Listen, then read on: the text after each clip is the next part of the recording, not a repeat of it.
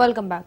Steve Bob's తన చిన్ననాటి స్నేహితుడు టీమ్ బౌన్స్ ను సంప్రదించడంలో అతని ఆధ్యాత్మిక ఆత్మ పరిశీలన వెల్లడవుతోంది. అందులో స్టీవ్ జాబ్స్ జైన బౌద్ధ మతాల గురించి చర్చించారు. కుంభమేళా కోసం భారతదేశాన్ని సందర్శించాలనే ఆకాంక్షను వ్యక్తం చేశారు.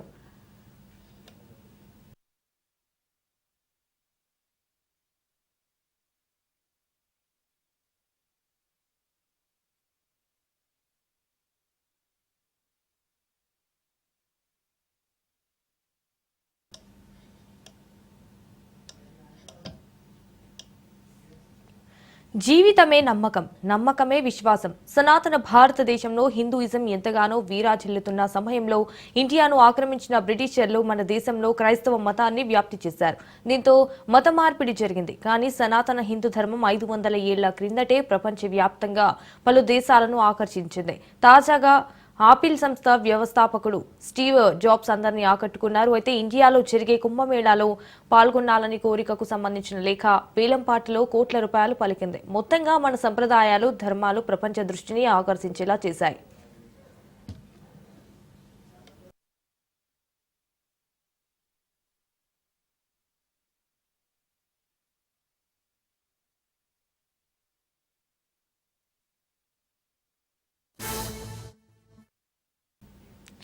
స్టీవ్ జాబ్స్ భార్య లారెన్ పావెల్ జాబ్స్ ప్రస్తుతం మహాకుంభమేళ పాల్గొనడం కూడా ఇండియాకు వచ్చారు. అయితే ఈ పర్యటనలో ఆమె తన పేరును కమలగా మార్చుకున్నారు. గతంలో స్టీవ్ జాబ్స్ రాసిన లెటర్ ఇప్పుడు వార్తల్లో నిలిచింది. 1974లో రాసిన లేఖలో స్టీవ్ జాబ్స్ కుంభమేళా కోసం భారతదేశాన్ని సందర్శించాలని ఆలోచన చేశారు. ఇటీవల జోన్హమ్స్ వేలంలో $5,312 అంటే భారతీయ కరెన్సీలో 4,32,00,000కు ఆ లేఖ అమ్ముడుపోయింది.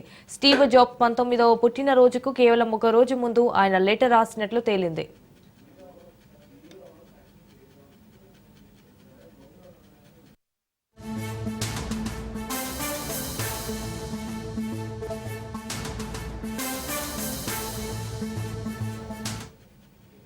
స్టీవ్ జాబ్స్ తన చిన్ననాటి స్నేహితుడు టీమ్ బ్రౌన్ ను సంబోధించడంలో అతని ఆధ్యాత్మిక ఆత్మ పరిశీలన వెల్లడవుతోంది. అందులో స్టీవ్ జాబ్స్ జైన బౌద్ధ మతాల గురించి చర్చించారు. కుంభమేళా కోసం భారతదేశాన్ని సందర్శించాలనే ఆకాంక్షను వ్యక్తం చేశారు.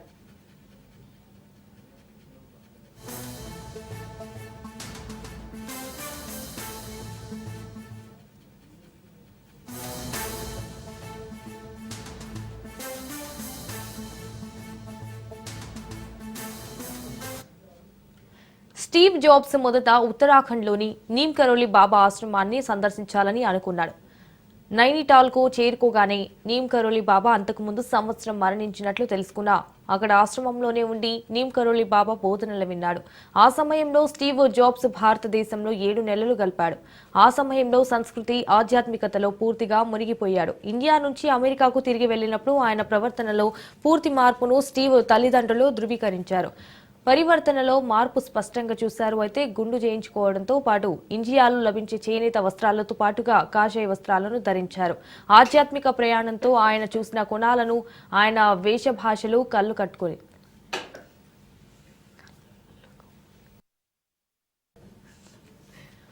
తాజాగా స్టీవ్ భార్య లారెన్ పావెల్ జాబ్స్ మహాకుంభమేళా 2025కి హాజరవడం ద్వారా అతని చిరకాల కోరికలలో ఇదొకటని స్పష్టమైంది. అమెరికా రెండో రోజు అలర్జీలు వచ్చినప్పటికీ ఆమె గంగా నదిలో స్నానం చేసి ఆచరణలో పాల్గొన్నారు. లారెన్ పావెల్ తన గురువైన స్వామి కైలాసానంద గిరి ద్వారా కమలా అనే హిందూ పేరును పెట్టుకున్నారు. 40 మంది సభ్యుల బృందంతో ఆమె ప్రయాగ్రాజ్కి వచ్చారు. లారెన్ పావెల్ ధ్యానం, క్రియాయోగ, ప్రాణాయామం క్రమం తప్పకుండా చేస్తారు. మహాకుంభమేళా సందర్శన భారతీయ సంప్రదాయాల పట్ల ఆమెకున్న గౌరవాన్ని, వ్యక్తిగత ఆధ్యాత్మిక అన్వేషణను చాటి చెప్తోంది.